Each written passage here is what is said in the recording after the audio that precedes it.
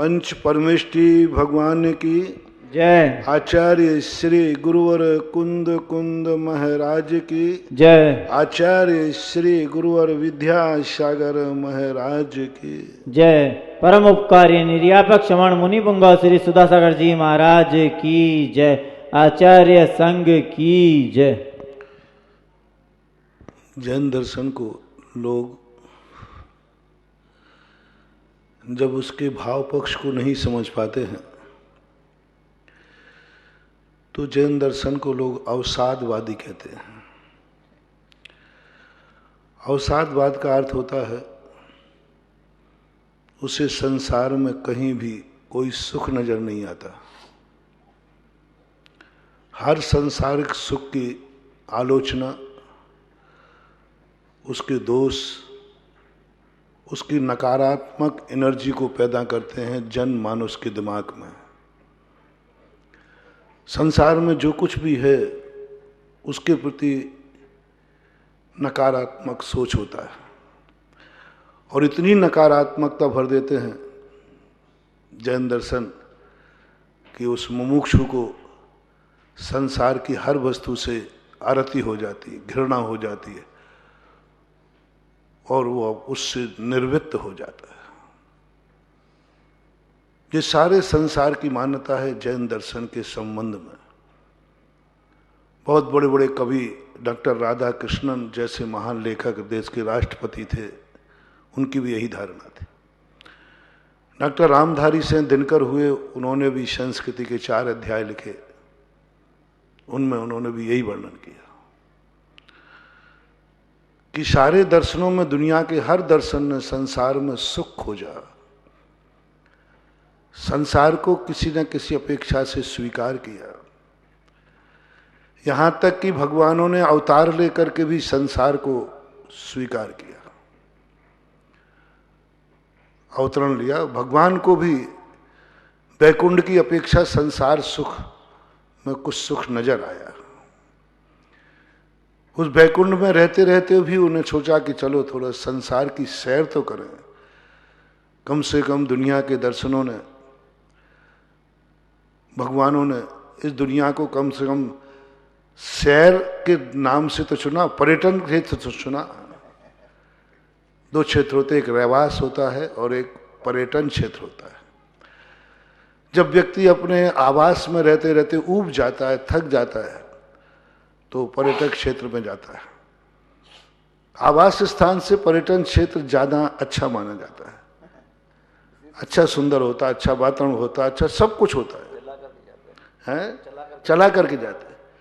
इसी प्रकार वह महाशक्ति अपने वैकुंठ के आवास में ऊब जाती है तो सोचते चलो संसार का बहुत सौंदर्य है, ये कितना अच्छा संसार, कितना सौंदर्य, कितने अच्छे लोग, कितनी अच्छी व्यवस्थाएं, कितने अच्छे सब कुछ है, मन में भाव आ जाता है। तो वे संसार की सैर करने निकल पड़ते हैं। पर्यटन यानी भगवान तक संसार की सैर करते हैं, पर्यटन करते हैं। लेकिन एक जैन दर्शन है दुनिया का दर्शन में, जो संसार के, जो भगवान इस संसार को छोड़ के गए वे कभी लौट के नहीं आते, क्योंकि इस संसार से इतनी नकारात्मक स्थिति भर दी है, इतनी नकारात्मक कि उसे रोटी खाना भी अच्छा नहीं लगता, इतनी नकारात्मक। पानी भी अच्छा नहीं लगता, उन्हें रस भी अच्छे नहीं लगते, कुछ भी अच्छा नहीं लगता। जो जो 5 इंद्रियों का विषय है वे सब के प्रति इतनी नकारात्मक मां महावीर ने भरी कि उनका फॉलोवर मुमुक्षु 5 इंद्रियों के विषय के संबंध में करना तो दूर, उनके संबंध में सोचना भी बंद कर देता है। उनका मन में भी विकल्प आ जाए तो कांप जाता है, मन में भी विकल्प आ जाए तो वो कांप जाता है, जैसे कोई सांप काट गया। कोई भी साधु जाएगा, 2 पार्टी थी वहां पर, दोनों पार्टी में झगड़ा होता है। अंत में फैसला हुआ कि ऐसे महाविकट, जहां जेब में पत्थर रख के आए, 10 साल से पंचकर्णक पड़ा था, कुछ भी नहीं हुआ। सबने प्रस्ताव पास किया कि दोनों पक्षों ने, यदि सुधासागर के महाराज के सानिध्य में पंचकर्णक होता हम दोनों तैयार हैं। हमें पता चला तो मैंने कहा भैया मेरे सिर में बाल नहीं है। मैं घबरा गया, मैंने कहा मैं तो नहीं जाऊंगा, क्योंकि उस पंचकर्णा में हाथ डालना यानी अपने को बदनाम करना है। वो लोग आ गए, मैंने कहा भाई मैं नहीं जाऊंगा आपके यहाँ पंचकर्णा, मुझे कोई पंचकर्णाओं की कमी नहीं है और मुझे वैसे ही शौक नहीं है, मुझे भीड़ इकट्ठी करने का शौक नहीं, मेरी तो भीड़ वैसे ही चलती रहती है। उन्होंने कहा महाराज तो वहां कहेंगे नहीं, महाराज की चाबी है आचार्य से है, भी हमारा ताला वही है। तो किसी ने कह दिया शास्त्री नगर में, जयपुर के शास्त्री नगर की बात है, वहां बैठे थे किसी ने कह दिया महाराज से ज्यादा बहस करने की जरूरत नहीं है, इनकी चाबी है आचार्य से। आचार्य से कह देंगे फिर कुछ नहीं कर सकते, चीपुट भी कुछ भी नहीं बोलेंगे। और बात सही है। उन लोगों ने नमोस्त किया और आचार्य के पास पहुंच गए। हमें पता चला आचार्य के पास गए तो मैंने आचार्य को सूचना भेज दी, महाराज आप आशीर्वाद मत दे देना, नहीं तो आपके चेले की खोपड़ी फूटेगी। वहां सब पूरा लिख दिया, इतनी लिखी है मैंने, और नमक मिर्ची और डाल दी। क्यों डाली? जिससे आचार्य आशीर्वाद नहीं दे। मैंने खूब जम के आज मैंने देव मत देना महाराज जी, वहाँ स्थिति बहुत खराब है, ये है वो है, ऐसा होता बहुत गलत है महाराज जी, मत भेजना वहाँ। और आचार्य सिंह की नीति पता कहीं क्या है, जिस मामले में शिष्य डरता है आचार्य सिंह वहीं उतारते हैं। बस उन्होंने समाचार सुने, अच्छा ये बात है, ठीक है सुधासागर से कह देना खंडेला का पंचकर्णा करना है, मेरा आशीर्वाद है, कुछ नहीं रहेगा, और उसका सिर है मेरा आशीर्वाद का हेलमेट है, जाओ। और मैंने कहा कब जाना तो है ही, अब कह दिया। शुरू होते ही जैसे ही खंडगल्ला पंचकर्णा को उठना था, तैसे ही बेनाड के अंदर मेरे पैर में फ्रैक्चर हो गया, उंगली में। आज बिहार करना था और सुबह शौच के ले गए, मिट्टी में एक पत्थर पड़ा था, पैर मुड़ गया। डॉक्टर आ गए, 21 दिन का बेड रेस्ट। और सारे संसार की पद्मावती क्षेत्रपाल हमारे पीछे तो लगे ही रहते, सर्टिलाइज तो मालूम है, असली पद्मावती नहीं नकली। जितनों को पद्मावती क्षेत्रपाल आते, लाख उपाय करें सुधासागर खंडेला पंचकर्णा नहीं कर सकते। देखो धरणेन पद्मावती क्षेत्रपाल ने महाराज के पैर में फ्रैक्चर कर दिया। और मैंने कहा कि ये तो मामला बड़ा गड़बड़ आ गया, अब तो चुनौती वाली बात आई। और डॉक्टर कहते 21 दिन तक आप हिलोगे नहीं। उन्हें पर्ची बोले बेड रेस्ट। तो हमने पर्ची देखी, मैंने कि डॉक्टर को यही पता नहीं कि मेरा तो बेड का त्याग है। उसने ये थोड़ी लिखा तखत टेस्ट बेड का मेरा त्याग है। मैंने छुल्लकों को भी नहीं कहा, मैंने ये लोग भी नहीं जाने देंगे। दोनों छुल्लक थे। 2 बजे सामायिक से, तो उस दिन हम 1:30 बजे उठ गए और कमंडल लेके मैंने 1.5 पैर से चलना शुरू किया, क्योंकि उंगली में था तो यूं यूं करके मैंने चलते चले गए। और उस दिन 16 किलोमीटर चले।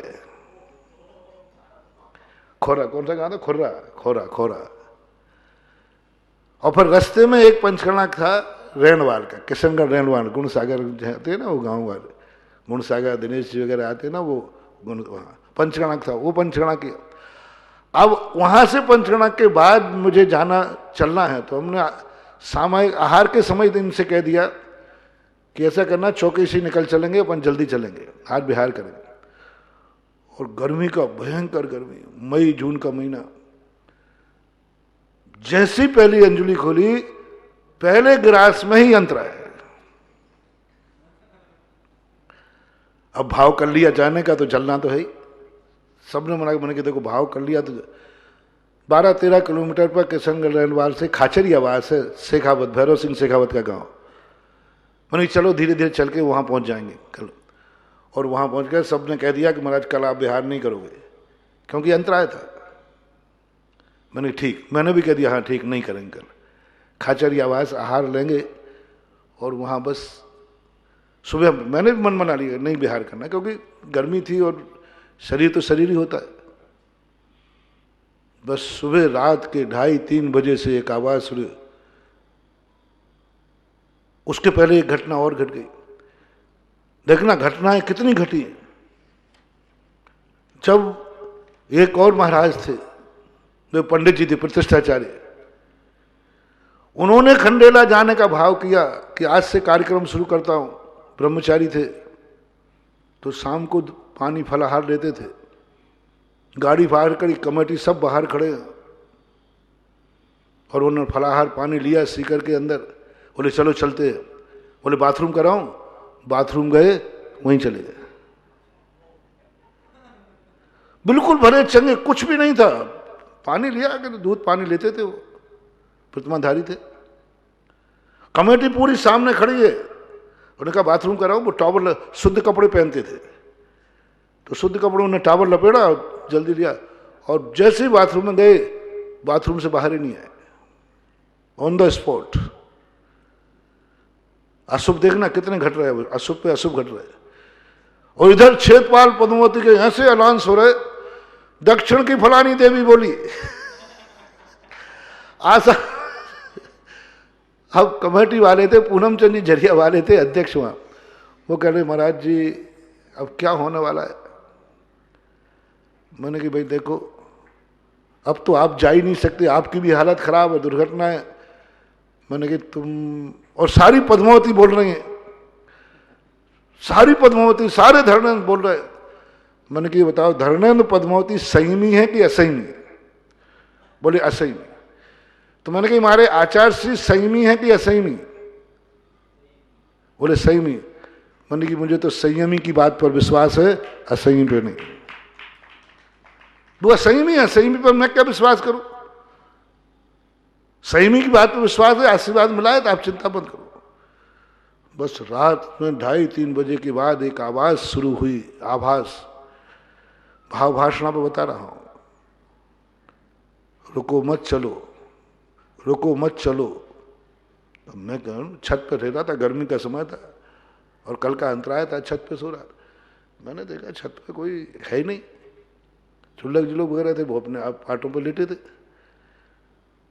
फिर मैं सो गया। रुको मत चलो, रुको मत चलो, एक ही धुन, एक ही धुन, एक ही आवाज। फिर मैं बैठ गया सामायिक। मैंने कही कोई ना कोई बात तो जरूर है, इसकी उपेक्षा नहीं करना चाहिए। 10 मिनट आंख बंद करके ध्यान में बैठा, वही बात, रुको मत चलो, रुको मत चलो, रुको मत चलो, रुको, बस एक ही धुन, एक ही धुन। तो मैंने समझा कि शायद मुझे ही धुन बन गई हो। तो फिर मैंने अपना प्रतिकोण वगैरह किया, बस एकदम सुबह उठ करके एकदम फिर रुकना मत, चलो। सुबह उठा मैं और मैंने कमंडल उठा लिया। मैंने चलो। चुल्लक जी वगैरह बोले महाराज जी आपने मना किया था कि हम कल विहार नहीं करेंगे। मैंने देखो परिस्थिति ऐसी है, तुम चलो यहां से। मैंने कि 10 किलोमीटर पर बाय है, बाय गांव, बाय है, वहां हार ले लेंगे, ठंडे ठंडे में निकल सकते धीरे धीरे। चल दिया साहब। बाय गांव के बाहर शुद्धि को चले गए। बाय गांव वाले बाजे लेकर, डंडे लेकर आ गए, सब झंडा डंडा बाजा सब लेके आए और हम गांव में प्रवेश कर गए। और बीच गांव में प्रवेश कर गए, बस वही आवाज, रुको मत चलो, रुको मत चलो, रुको मत चलो। अब मैंने कहा ये फिर आवाज आना शुरू हो गई, रुको मत चलो। आगवानी मंदिर सामने दिख रहा है, बीच बाजार में से मैंने उल्टा मुंह करके लौट के चल दिए। गांव वाले कहते महाराज जी बीच में आगवानी से। मैंने कहा देखो अभी परिस्थिति दूसरी है, मुझे जाने दो। महाराज गांव में प्रवेश कर लिया आपने। मैंने कहा ठीक है। फिर गांव, बीच गांव में से लौटा। जिंदगी में पहली बार ये घटनाएं घटी। और 14 किलोमीटर फिर चला खाटू श्याम जी। खाचरियावास से खाटू श्याम जी 24 किलोमीटर है। और आज कल का अंतराय है, पहुंच गए खाटू श्याम जी। हार पैरों की हालत खराब, शरीर की हालत खराब, वो तो जो है तो उस समय की फोटो देख लेना। वहां खाटू श्याम जी हार हुआ, ठीक हो गया। फिर गर्मी में 18 किलोमीटर चला पलासिया, वहां पलसाना से फिर सुबह 18 किलोमीटर चला और खंडेला पहुंच गया। लोगों ने कमेटी को समाचार दिए, मैनेजर ने, महाराज जी आ गए। बोले कौन से महाराज? सुधा सागर। बोले हवाई जहाज से आए हैं क्या? 2 दिन पहले हम रहनवाल छोड़ के आए, चर्चा करके आए, और आप कह रहे महाराज आ गए, खंडेला उड़ के आ गए क्या? बोले साहब कौन से महाराज हैं? सब पूछा उन्होंने। बोले महाराज है, 2 छुल्लक जी है, सब हैं, वो मैं जानता नहीं है। कमेटी आके देखे, हम लोग पैरों की हालत थे, ऐसे ऐसे बड़े बड़े फौले। अब वहां जाकर मैंने कि कौन बुला रहा था, किसने कहा ये? आहार के बाद मैंने पूरे मंदिर का सर्वे किया। मैंने कि कोई शक्ति जरूर थी जो मुझे, मेरे से भिड़ने की कोई ताकत कौन करेगा? हम देवताओं में भी ताकत नहीं है। कोई हमसे बड़ी शक्ति जरूर है जो भिड़ रही थी। देखते देखने के बाद पारसनाथ की मूर्ति पर केंद्रित ध्यान हुआ। जिस स्थान पर मूर्ति बैठी थी वो इतना गलत स्थान था, इतना गलत स्थान था। वो मूर्ति कह रही 2 दिन तो पंचकाना के बचे ही थे, 3 दिन। तुम एन मौका पे आओगे, कुछ नहीं कर पाओगे। तुम 2 दिन लेट हो जाओगे, फिर करोगे क्या? पंचकाना कहा जाएगा, गर्भ कल्याणक हो जाएगा। वो मूर्ति कह रही थी, उस मंदिर की एनर्जी कह रही थी तुम रुको मत, बहुत डेंजर केस लिया है तुमने। इतने अशुभ संकेत के बाद भी तुम दृढ़ हो। तुम्हें उसी दिन रुक जाना चाहिए था जिस दिन शुरुआत करती पहला अपशकुन हुआ था, पैर में चोट आई थी। फिर भी नहीं रुके, अंतराय पे भी नहीं रुके। तो अब तुम्हारा इतना दृढ़ संकल्प है तो रुको मत। बस मूर्ति इतने गलत स्थान पर थी। मैंने तुरंत कमेटी को बुलाया, अध्यक्ष जी को। मैंने कहा अभी एक को और जाना है।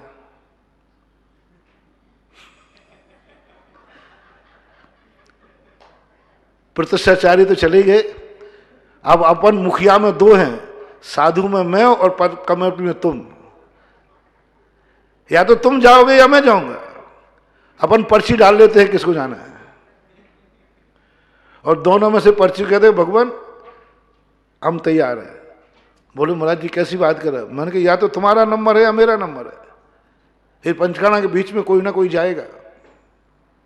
ये मूर्ति इतने गलत स्थान पर बैठी, क्या कर महाराज? अब 2-4 दिन में क्या हो सकता है? मैंने कुछ भी हो सकता हो। मिस्त्रियों से पूछा, मंदिर में 15 फुट की खड़गासन मूर्ति, अपने जैसे बाहुबली पारसनाथ भगवान है ना, इतनी बड़ी मूर्ति कैसे बाहर निकलो, कहाँ निकालें? आगे की कथा को मैं नहीं बताता हूं कैसे क्या हुआ। उसी समय निहाल जी पहाड़ी आए थे, दर्शन करने आते ही थे। मैंने कहा ये, बोले महाराज 2 दिन में ऐसे कैसे हो सकता है? मैंने कहा सरल काम होता तो सुधा सागर यहां आते ही नहीं। 24 घंटे के अंदर ये काम होना चाहिए। जो लौटे और उन्होंने 24 घंटे के अंदर सारी जाके जो जितने भी सामान होते उठाना देने के सबको लाके पटक दिया। टोंक से एक मोमडंस था, उसने हिम्मत, जितने ने कहा सबने कहा 15 दिन लगेंगे। अब 15 दिन क्या खाक लगेंगे? पंपलेट छप गया, पंडाल बन गया, पंचकाना की सारी क्रिया हो गया, पात्र बन गए। उसने हिम्मत की और निहाल पहाड़िया जी उस समय थे, उस समय वहां पर वो वहीं डेरा डाल के बढ़े। 24 घंटे के अंदर मूर्ति बाहर निकली और बैठी। यहां मैं ये कह रहा हूं, आभास, शक्तियां बोलती हैं। हर कण से आवाज, अचेतन से भी आवाज आती है। मैंने एक दिन यहीं पर 2 दिन प्रवचन दिए थे। इस पुस्तक से भी एनर्जी मिलती है, ये आवाज आती है। सवाल है आपका इससे अटैचमेंट कितना है। आप ये मत सोचिए कि ये जड़ है। आपको ये सोचना है कि आपको ये पुस्तक कितनी प्यारी है। मैं मर सकता हूं लेकिन ये पुस्तक नहीं छोड़ सकता। बस आप पुस्तक का कोई पन्ना फाड़ेगा, आपकी चमड़ी फाड़ना शुरू हो जाएगी। इस पुस्तक पे कोई थप्पा मारेगा, तुम्हारी पीठ पर थप्पा लगेगा, क्योंकि तुमने इसके अंदर की बात कर रहा, ऊपर से नहीं। तुम्हारा संकल्प क्या है? मैं मर सकता हूं लेकिन पुस्तक नहीं। यदि कोई मेरे से पूछे कि एक और ये पुस्तक बचेगी या तुम बचोगे, दो में से एक चुन लो। देखना, मैं इस पुस्तक का तुम्हें संप्रेषण दे रहा हूं, जीवा जीवाधिकरण, इस पुस्तक से तुम्हारी एनर्जी दे रहा हूं, ये पुस्तक का हाल बता रहा हूं। क्या बलि चरण में तुमने कह दिया मुझे मार दीजिए, लेकिन पुस्तक को नहीं मिटाना। मैंने ब्रह्मांड की सारी शक्तियां कहती प्राणों से भी ज्यादा प्रिय, ये मरने को तैयार है, हां मार दीजिए, लेकिन मेरे इस पुस्तक को मत फाड़ना। या तो तेरी गर्दन कटेगी या पुस्तक फटेगी, गर्दन काट दीजिए। यदि ऐसा प्रेम, ऐसा राग आपकी किसी भी वस्तु से है, बस आपका संप्रेषण चालू रहेगा। इसका पन्ना फटेगा, तुम्हारी ऐसे लगेगा जैसे मेरी छाती फाड़ रहा होगा, क्योंकि आपने एक संकल्प करके कर दिया। ये संप्रेषण अजीबों से, पुद्गलों से भी, भद्रबाहु स्वामी ने भद्रबाहु संहिता में लिखा, राजा के महलों के खम्भों में से आवाज आती है, उसमें से संकेत मिलते हैं, क्योंकि राजा को वो खम्भा बड़े प्यार से बनाया था, बहुत महल बनाया था, और अशुभ होने लगता है युद्ध में जाना, खम्भों में से आवाज निकलती है, धुआं निकलता है, राजन मत जाओ, संकट है। खम्भे पिलर, ये पिलर बने हुए, मैंने इस पर बहुत बहुत ध्यान कर रहा हूं, बहुत शोध कर रहा हूं। जड़ से एनर्जी, पुद्गल से एनर्जी, अचेतन से एनर्जी, इन मूर्तियों से हमें एनर्जी क्यों मिलती है? मात्र यही साधना, क्योंकि मैंने एक पथ खोल लिया कि हर वस्तु में एनर्जी है, मात्र उससे तुम्हें अटैचमेंट, संबंध करना है। बस मूर्ति को तुम्हें बना लीजिए कि मैं मूर्ति को, मेरे प्राणों से भी प्यारी है भगवान, बस कुछ नहीं करना, कुछ नहीं, मैं मरने को तैयार हूं। कोई तुमसे पूछे या तो मूर्ति ले जाऊंगा या तुम्हें ले जाऊंगा, या तो मूर्ति को खंडित करूंगा या तुम्हारी गर्दन काटूंगा, दोनों में से एक फैसला करना है। अंदर से कह रहा हूं, ऊपर से बनावटी नहीं करना। तुमने फैसला कर दिया मैं मरने को तैयार हूं, लेकिन मैं इस मूर्ति को नहीं ले जाने दूंगा, बस वो मूर्ति तुम्हारे लिए सिद्ध हो जाएगी। कुछ भी होगा वहां घटित होने लग जाएगा, कुछ भी। एक कंकड़ पत्थर उठा लीजिए, रास्ते में पड़ा हुआ कंकड़ उठा लीजिए, उससे भी एनर्जी डेवलप कर सकते हो। एक चुल्लू भर पानी ले लीजिए, उससे भी एनर्जी पैदा कर सकते हो। एक पेड़ ले लीजिए, एक पत्ता ले, कुछ भी, कोई चाहने की जरूरत नहीं। एक माइक ले लीजिए, एक घड़ी ले लीजिए। एनर्जी प्राप्त करने के लिए कोई चीज को खोजने की जरूरत नहीं है, तुम्हें तैयार होना है, तुम्हें तैयार होना है, एनर्जी पदार्थ को नहीं। तुम्हें कुछ नहीं करना, मात्र तुम्हें तैयार होना है। तुम्हारा उससे अटैचमेंट कितना है, उसकी कीमत क्या है तुम्हारी जिंदगी में। नमोकार मंत्र का कोई महत्व नहीं है। कितनी मालाएं फेर लो, करोड़ों फेरो, कितने में नमोकार मंत्र छोड़ दोगे? बस इतनी से सवाल है, कुछ नहीं बहनों, कुछ भी नहीं है। सारी पूजा पाठ, मंत्र तंत्र, जितनी भी चीजें हैं, आज एक उसका रहस्य ले लो। महाराज मैंने तो नमोकार मंत्र पढ़ लिया, मैंने तो शांति धारा कर ली, मैंने तो गंधोदक ले लिया, मैंने तो ये कर लिया, कुछ नहीं हो रहा है, होगा भी नहीं। उसका मूल्य बताओ कितना है? नमोकार मंत्र का मूल्य कितना है? नमोकार मंत्र का मूल्य कितना है? माला फेरने बैठे हो, समय है प्रतिदिन का, तुम्हारे माला फेरने का समय है। उसी समय उधारी देने वाला आ गया, तो माला को लेट करोगे कि उधारी लेने वाले को लेट करोगे? वो दोबारा लौट के आएगा नहीं फिर।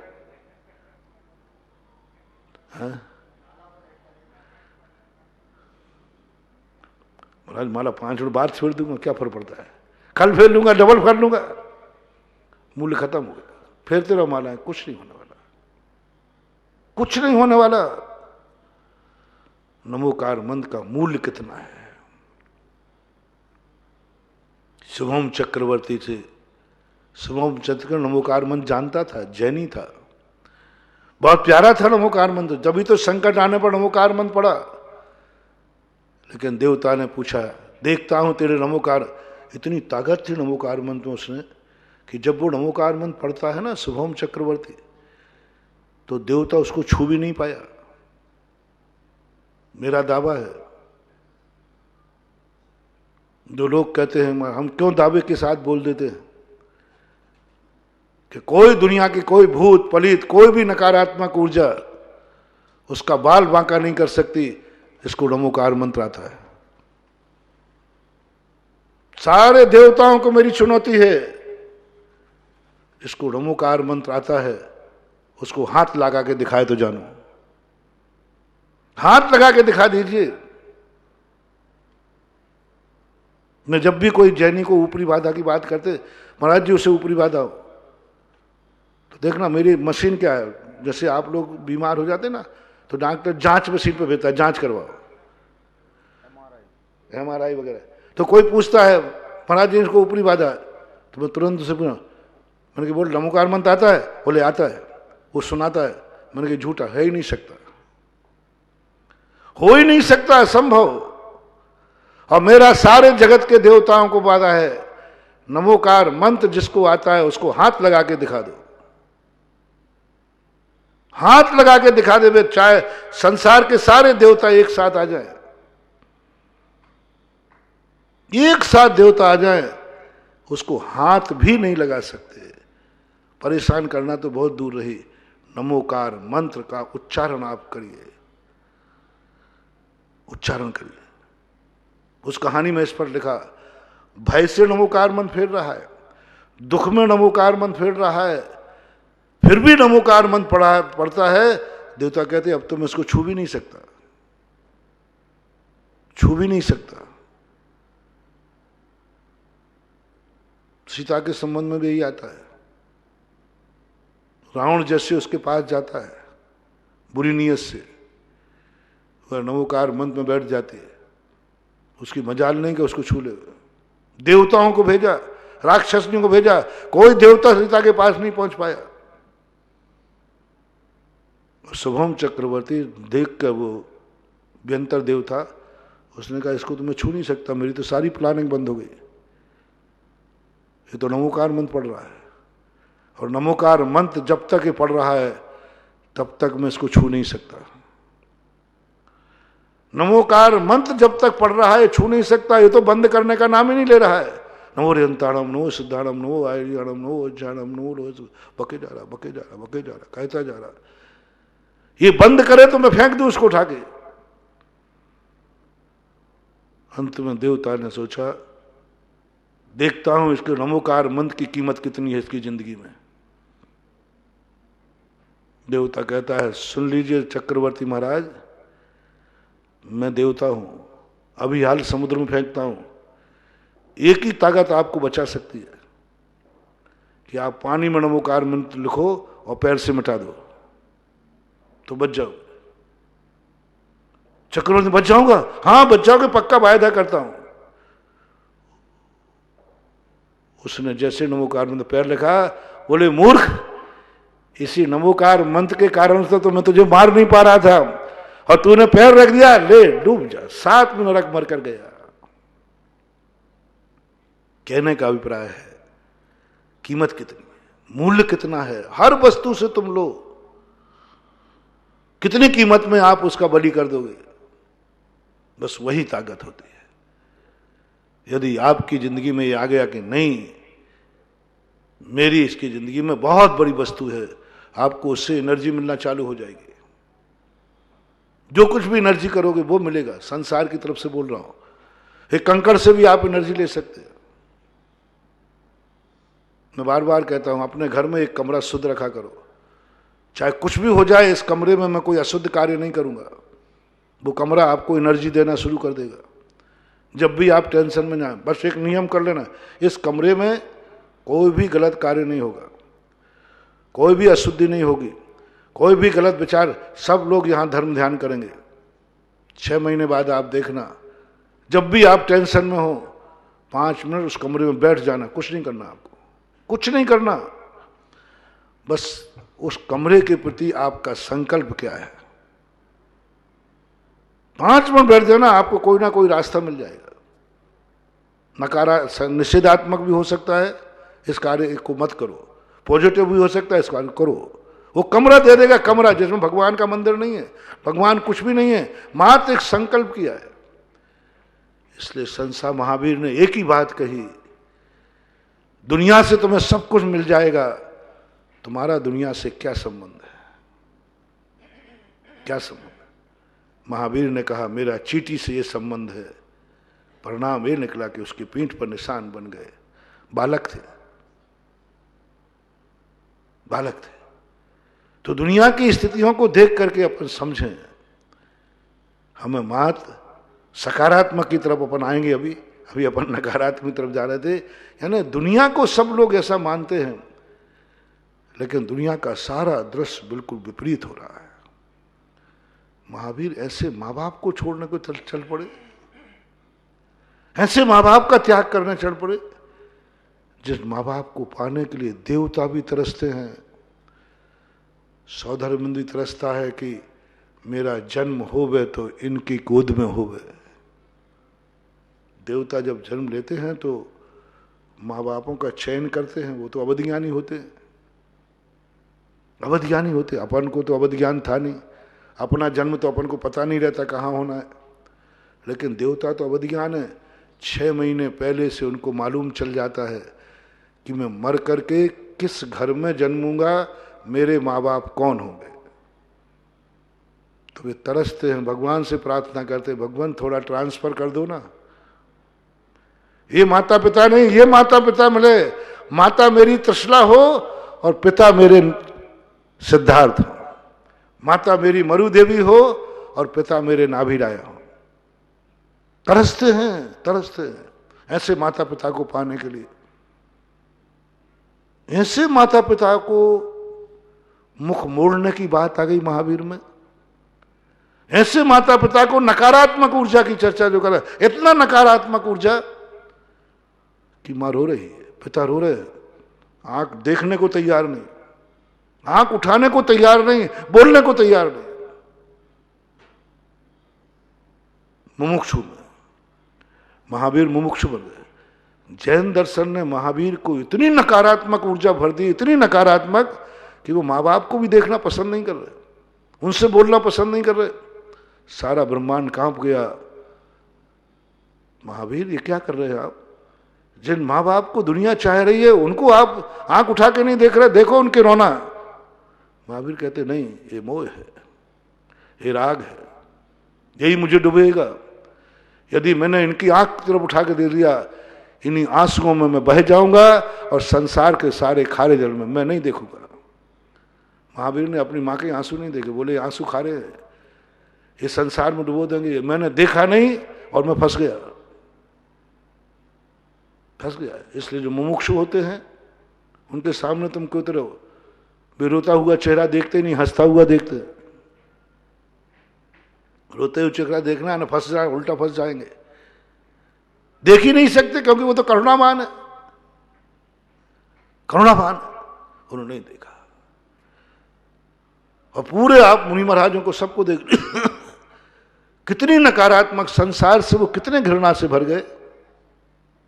और जब गजब की बात आई, जब जैन, ये तो ठीक है संसार का जो मैं कह रहा था, जिसका अर्थ अपन साइड में चले गए थे, चलो ठीक है, माँ बाप मोह के कारण है, परिवार मोह का कारण है।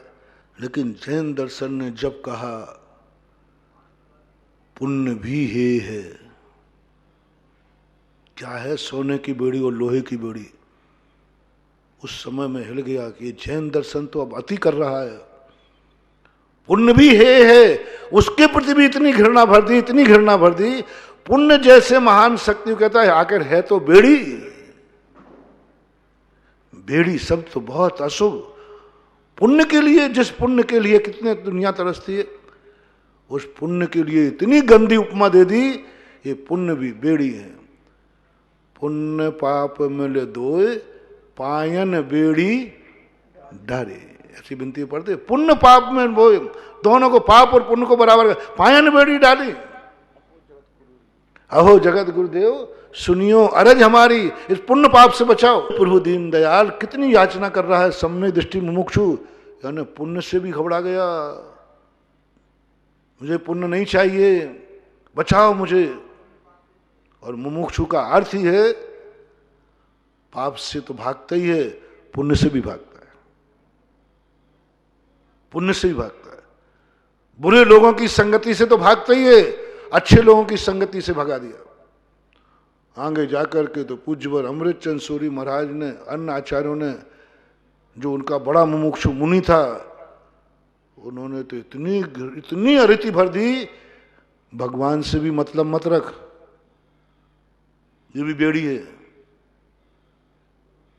बोले भाई भगवान को छुड़ा दिया? हाँ बोले पर है, इनमें क्या तू मतलब रखता है? नमोकार मंत्र छुड़ा दिया, बोले नमोकार मंत्र मत पढ़, ये भी बेड़ी है। नमोकार मंत्र के प्रति इतनी एनर्जी, नकारात्मक ऊर्जा भर दी कि साधु को जब ध्यान में बैठता है वो नमोकार मंत्र नहीं पढ़ता। नमोकार मंत्र पढ़ते ही भगवान महावीर के उसको धिक्कारते हैं, मुनि बनकर नमोकार मंत्र पढ़ रहा है, मूर्ख कहीं का, इडियट। अब देखो आप नमोकार मंत्र पढ़ो तो चलता है, यदि मैं सामायिक में नमोकार मंत्र पढ़ूं, पढ़ता हूं, लेकिन भगवान कहते इडियट, मूर्ख, मूर्ख, नमोकार मंत्र पढ़ा। नमोकार मंत्र तो पर है, ये तो मंत्र है, ये तो बच्चों का खिलौना है। ये नमोकार मंत्र तो एक खिलौना है बच्चों के लिए, अशुभ में मन न जावे इसलिए नमोकार मंत्र पढ़ा जाता है। जैसे परसों मैंने कहा था, ये मंदिर, ये पूजा, ये पाठ, ये मालाएं, ये सब बच्चों के खिलौने हैं, इसलिए गृहस्थों को खिलौने दे दिए जाते हैं, क्योंकि गृहस्थ बालक है। तू भी नहीं खिलौने में अटक रहा है, तू भी थाली के चंद्रमा में अटक रहा है। ऊपर देख, उस तेरे पास तो वो ताकत है कि उस चंद्रमा तक जा सकता है। तो थाली में, ये थाली का चंद्रमा तो बालक का चंद्रमा है, तू इससे खेलेगा, तू नमोकार मंत्र पढ़ेगा, तू पूजा करेगा, तू अभिषेक करेगा, तू इस शुभ क्रियाओं में करेगा। ये तो अशुभ से बचने के लिए की जाती हैं, तू तो शुद्ध उपयोग में चला जा।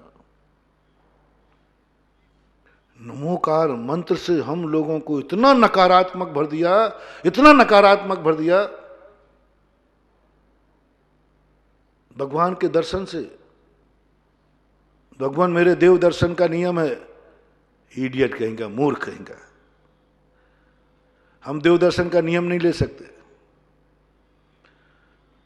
हम नियम नहीं ले सकते देव दर्शन का। आप लोग लेते हैं, आप लोग ले लेना। इनका देव दर्शन का नियम है गृहस्थ होकर के भी, तो हमारा मुनियों का क्यों नहीं? भगवान कहते हैं, जिनवाणी कहती वो बालक है, मंदिर तो खिलौना है, अशुभ से बचने का साधन है, तू तो अशुभ छोड़ चुका है। ओह, अशुभ से बचने का साधन है मंदिर, तू तो अशुभ छोड़ चुका है। इन्होंने अशुभ नहीं छोड़ा है, बच्चे को मन लगाना है दूसरी तरफ, क्योंकि बच्चा भी रोने बैठ जाएगा तो उसको खिलौना दे दिया, इसमें रुक जाएगा। ये गृहस्थों का अशुभ का त्याग नहीं है, पापों का त्याग नहीं है, इसलिए इनको मंदिर का खिलौना दे दिया। जितनी देर ये मंदिर में रहेगा उतनी देर पाप से बचा रहेगा। गृहस्थ की पूरी क्रियाएं मैंने पढ़ी, सब पाप से बचाने के लिए है, क्योंकि तुम्हें ये नहीं दूंगा तो तुम पाप करोगे, राग द्वेष करोगे। तुम्हें दान की बात नहीं कहें तो धन पापों में जाएगा, तुम त्याग तो कर नहीं सकोगे। गृहस्थ के पास धन है, त्याग तो करोगे नहीं, तुम छोड़ोगे तो है नहीं, पसीने से कमाया है। अब या तो खाओगे या उड़ाओगे या दान में दो, तीन ही है। तो जनवाणी कहती है, देख वो अभी पैसा तो उसके पास है, पुण्य है, उड़ाएगा खाएगा, जल्दी जाओ प्रोशन देकर उससे दान करा लो। अब तुमसे मैंने दान क्यों कराया? अशुभ से बचने के। वो पैसा पाप में जाता, यदि तुम पाप करना छोड़ दो, मैं दान देना को उपदेश देना बंद कर दूंगा, क्योंकि दान कोई जरूरी नहीं है, दान तो खिलौना है पाप से बचाने के लिए। तुम पाप नहीं छोड़ रहे हो, इसलिए कहता हूं कि ये धन यदि इसका दान में नहीं दिलवाए तो पाप में खर्च करेगा, इसलिए दान में दिलवा दो। तुम घर का त्याग कर दो, मैं मंदिर का त्याग करा दूंगा तुम्हारा। मंदिर जाने का नियम नहीं लेना तुम्हें कुछ दिन, बस तुम्हें एक नियम लेना है, आज के बाद मैं घर का त्याग करता हूं। मंदिर जाने का नियम लेना ही नहीं, क्योंकि जो घर का त्याग कर देते हैं उनको मंदिर जाने की जरूरत नहीं। घर रूपी अशुभ स्थान से बचाने के लिए मंदिर एक खिलौना है, इसको रोको, फिर जितनी देर मंदिर में रुकेगा उतनी देर घर गृहस्थी के प्रपंचों से दूर रहेगा। तो मंदिर किस लिए बचाना? पाप से बचाने, घर के दंड फंदों से बचाने के लिए मंदिर है। पूजा किस लिए? नहीं तो घर में जाके दुनिया भर के राग द्वेष करेगा। दान किस लिए? सब यही है। मुनिराज से तो कहा तुझे मंदिर क्यों, तू तो घर भी छोड़ चुका है। तुझे माला क्यों गिनना? हमारे लिए माला नहीं बताई, पूरे शास्त्रों में कहीं माला नहीं बताई। मुनिराज को इतनी मालाएं फेरना है क्यों? जब तूने नोट गिनना बंद कर दिए तो माला गिनना क्यों? ये तो उनके लिए है जो दिन भर नोट गिनते रहते, थूक लगा लगा के थूक लगाते ना आप लोग नोट गिनते समय, थूक लगा के नोट गिनने वालों को कहा भाई इससे माला फिरवा लो, जितनी माला फिर ले उतनी अच्छा है। तूने जब माल गिनना बंद कर दिया तो माला गिनना भी बंद कर। हमें माला से नकारात्मक ऊर्जा भर दी, हम उंगली नहीं चला सकते, चला लेते हैं, बहुत नंबर करते हैं।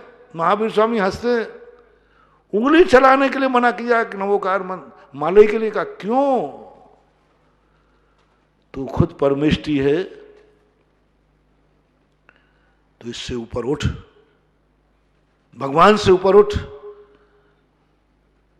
मुनि महाराज जो शुद्ध उपयोगी महाराज रहते हैं, वे शुभोपयोग में जब जाते हैं तो ऐसे लगता है जैसे बहुत बड़ा डिमोशन हो गया हो, बहुत बड़ा डिमोशन। ये बातें जब मैंने पढ़ी तब रखा कि जैन दर्शन तो भगवान से भी घृणा करा रहा है, अरति करा रहा है, उनको भी छोड़ने की बात कर रहा है, नमोकार मन छुड़ा रहा है, सब कुछ, कोई शुभ कार्य नहीं।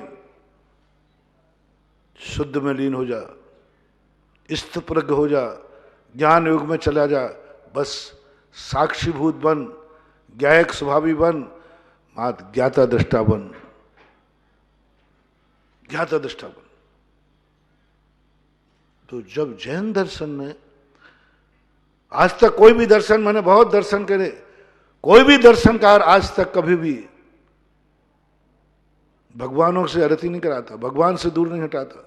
हर समय बौद्ध ने भी कहा बुद्धम शरणम गच्छामि, हमारे यहां भी कहा अरहंत शरणम गच्छामि, लेकिन आपसे कहा गृहस्थों से, हम लोगों से नहीं कहा। हम लोगों ने कहा अपदीपो भव, अपनी आत्मा की शरण में चला जा। मुनिराज को एक ही उपदेश है, आत्मा की शरण में चले जाओ, भगवान की शरण में भी मत जाना। यदि मुनि बनकर के भगवान की शरण में जाता है, उसके नंबर कर गए, सेकंड डिवीजन हो गया। फर्स्ट डिवीजन वाला वो है मात अपने आत्मा की शरण में जाता है, आत्मा का ही ध्यान करता है, आत्मा का सोचता है, आत्मा सब कुछ आत्मा में करता है, षटकारक आत्मा में घटते हैं। ऐसी दशा करने वाला जैन दर्शन नहीं समझ पाओगे। अब समझ में आया कि इतने बड़े बड़े दार्शनिक लोग, डॉक्टर राधा कृष्णन जैन बहुत बड़े दार्शनिक थे, उनका साहित्य बहुत कठिन है, बहुत फिलोसफर थे वो। डॉक्टर राधा कृष्णन पल्ली थे ना, वो कोई राष्ट्रपति बने, हाँ, डॉक्टर राजेंद्र प्रसाद के बाद वही राष्ट्रपति बने थे शायद। उनका साहित्य पढ़ा बना। अब समझ में आया मुझे, महावीर को हर व्यक्ति नहीं समझ सकता। हर व्यक्ति एक ही बात पूछता है, महावीर संसार से प्रेम क्यों नहीं करते, इस संसार में उन्हें सुख नजर क्यों नहीं आता? जब अनेकांतमय धर्म है तो ये क्यों नहीं होते? कथनचित संसार में भी सुख है, यहां कथनचित क्यों नहीं लगाते? सभी धर्मों के संबंध में क्यों नहीं कहते कथनचित सभी धर्म सही है? कथनचित यहां क्यों नहीं लगाते पाप कार्यों में? ये लगा दे में, हाँ मोक्ष में भी सुख है, संसार में भी सुख है, पाप भी अच्छा है, पुण्य भी अच्छा है, धर्म भी अच्छा है, धर्म भी अच्छा है। कुछ तो कहें, कहीं तो कहें नहीं हमारे यहां पर सम्यक एकांत भी एक एकांत है, सम्यक एकांत है। बहुत खोजने के बाद महावीर स्वामी कहते हैं मैं कह सकता हूं, संसार में मुझे सुख नजर आता है। संसार एक अपेक्षा से मैं अच्छा कहूंगा, माँ बाप भी अच्छे हैं, परिवार भी अच्छा है, धन दौलत भी अच्छे है, पूरा पड़ोस भी अच्छा है, व्यापार धंधा भी अच्छा है। कह दूं अब महावीर की तरफ से बोल रहा हूं, इस दुनिया में जो है सब कुछ अच्छा है। चलो वो दृष्टि भी महावीर ने कही है, वो भी दृष्टि कही है, लेकिन उसकी परिभाषा इतनी कठिन है महानुभाव, इतनी कठिन है। एक और तो एक है तुम किसी से संबंध मत रखो, एको में सास दो आधा नान दंसन लक्षणों, शेषा में बाहरे भावा सभ्य संजोग लक्षणों। एकमात्र मैं अकेला हूं, शाश्वत हूं, अविनाशी हूं, पर से मेरा कोई लेना देना नहीं। कैसे चलेगा संसार ऐसे में? पर के बिना संसार चलता है क्या?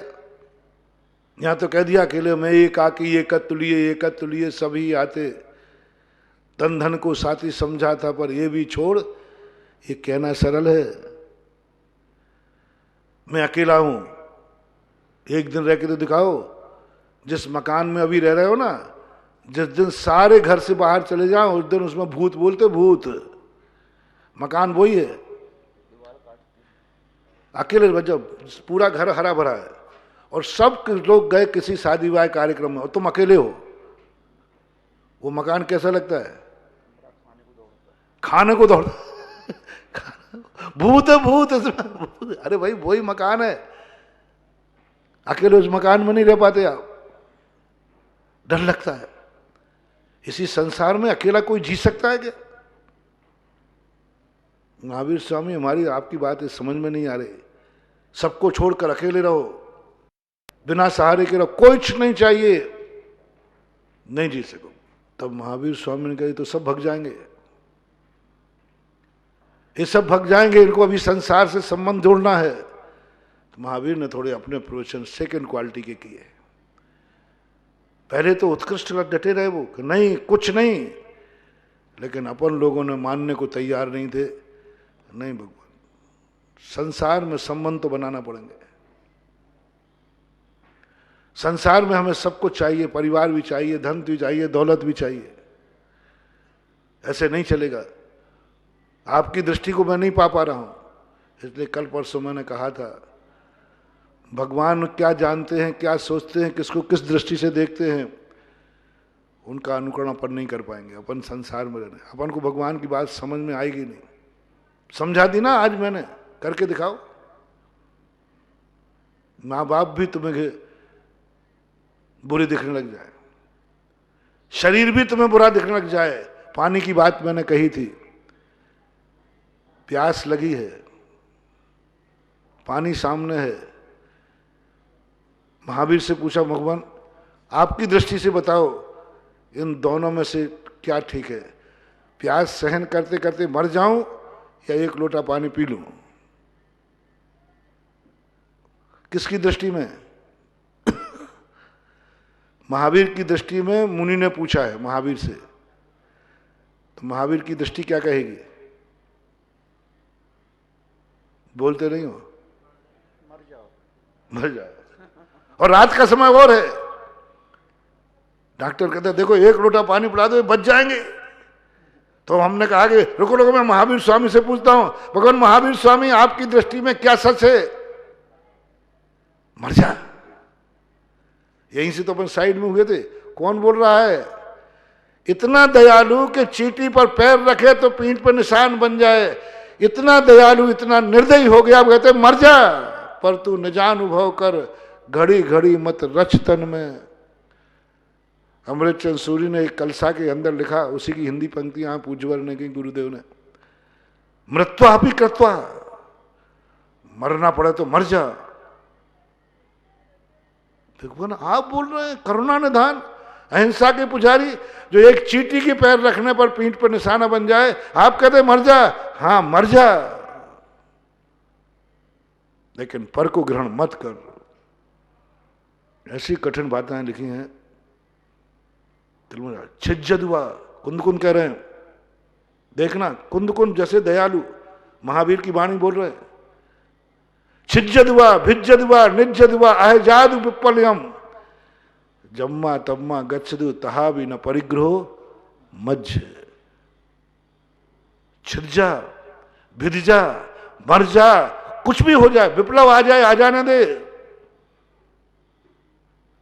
विप्लव आ जाए। इससे सब कठोर शब्द छाट के लाए, विप्लव आ जाएगा यदि भगवान मैं ग्रहण नहीं करूंगा पर का, तो बोले आ जाने दे।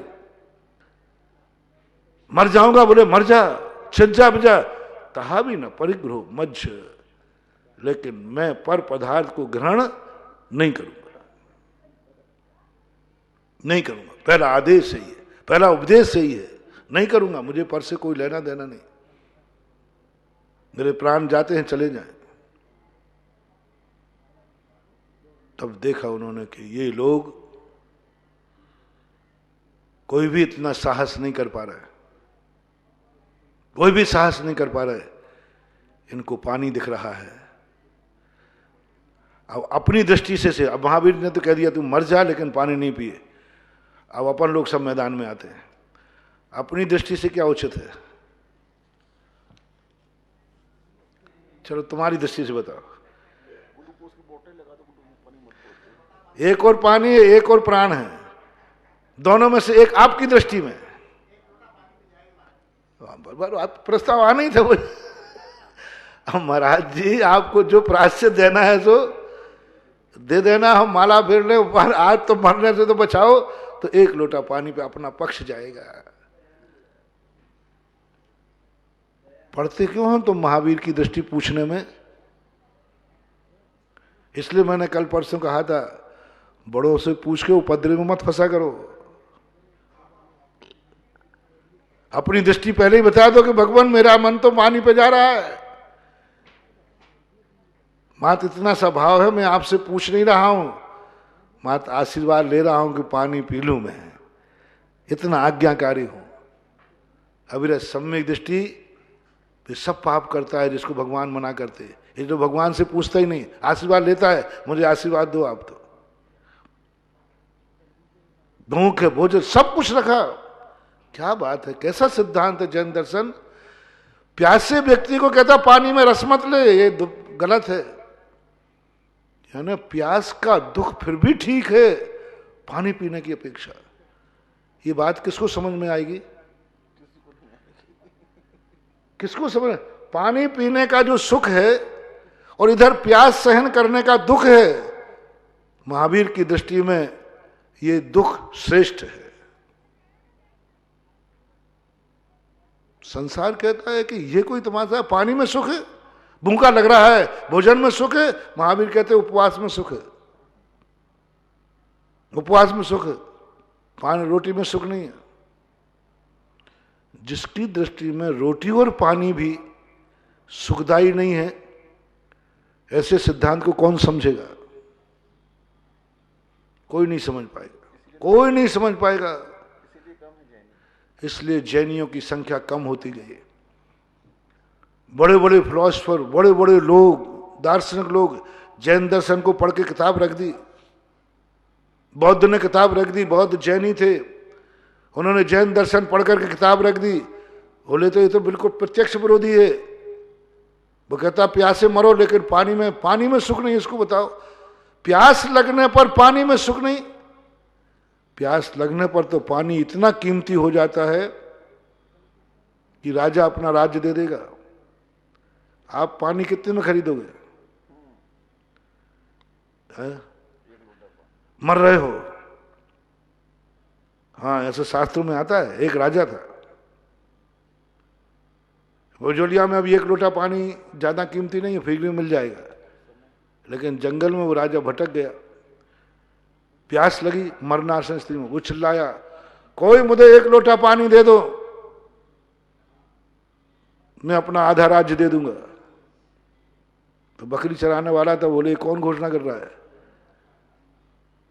और बकरी चराने वाला तो अपना वो बोतला रहता है ना वो मिट्टी का, वो अपने साथ लेके चलता है। उसने कहा साहब मेरे पास पानी है। बोले पिला दे। बोले क्या दोगे? बोले आधा राज्य। राजा ने सोचा कम से कम प्राण बच जाएंगे तो आधा तो बचेगा। एक लोटा पानी उसने पी लिया, दस्तखत का लिया, आधा राज्य। अब वो गर्मी चढ़ी हुई थी, लू लगी थी, और ठंडा पानी पी गया तो लघु शंका बंद हो गई। अब तड़प रहा है, वो चला गया दे करके, अब ये तड़प रहा है, कोई मुझे सुसु कर पेट फूलने लगा, सुसु बंद हो गई। अब फिर चिल्लाया, अरे भाई मैं मर जाऊंगा, कोई मुझे सुसु करा दो, आधा राज्य दे दूंगा। फिर वही बकरी वाला फिर आ गया। बोले क्या साहब? बोले साहब मर रहा हूं, लघु शंका बंद हो गई। बोले क्या दोगे? बोले आधा राज्य। इसी कागज के नीचे लिख दो। वो पत्ती, 2 पत्ती तोड़ के लाया, खिलाई, लघु शंका हो गई। बोले बहुत बहुत अच्छा, आपका आभार।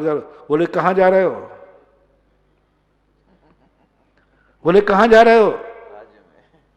बोले घर जा। कहाँ है राज? बोले दादा राज्य आप दे चुके हो, राज्य आप लिख चुके हो, पूरा राज्य आपने लिख दिया है। ये पकड़ो बकरियों वाला डंडा। उनका ये तो बकरी का डंडा, तुम पकड़ो, उनको चलाओ, और मैं जाता हूं राजा बनने। राजा मैं हो गया। हाँ खुली। बोले क्या? मैं गडरिया हो गया? मैं गडरिया हो गया और ये गडरिया राजा हो गया? कितने में? कितने में? 1 लोटा पीने में और 1 लोटा निकाल लो। ये है किडनी का मामला, डायलिसिस। डायलिसिस में क्या होता है? कुछ नहीं होता है, इधर पानी जाता है उधर निकलता जाता है, डायलिसिस। इधर पानी, कुछ किडनी की सफाई होती है, बस इधर पानी डालते हैं, वो किडनी को साफ करवा। डायलिसिस की मैंने प्रक्रिया समझी, यही तो कर रहे। सब डायलिसिस में हो आप लोग। 1 लोटा पीते हो और 1 लोटा निकालते हो। कितने में? पूरी जिंदगी खत्म कर रहे हो, पूरी जिंदगी का राज्य दे रहे हो, जिंदगी की पूरी कमाई लुटाने को तैयार हो। मात्र खाना है और निकालना है, 2 चीजों के अलावा क्या कर रहे हो? खूब बढ़िया बढ़िया खाओ, और सुसु बंद हो जाए तो खत्म काम। टाइम भी अब खत्म हो गया। आज सब लोग विचार करना। आज मैंने महावीर की संबंध में जो दुनिया का नकारात्मक सोच है उसको प्रस्तुत किया। अब मैं इसमें सकारात्मक करेंगे। महावीर ने इतना नकारात्मक क्यों सोचा? क्यों संसार की हर वस्तु को अपने मुमुक्षु के अंदर भर दिया दिमाग में, और इतना दिमाग में भर दिया कि साधु किसी चीज को देखने को तैयार नहीं है, उसको रस ही नहीं आ रहा है। क्यों हुआ ऐसा? अपन चर्चा करेंगे। आज इतना ही। महावीर भगवान ने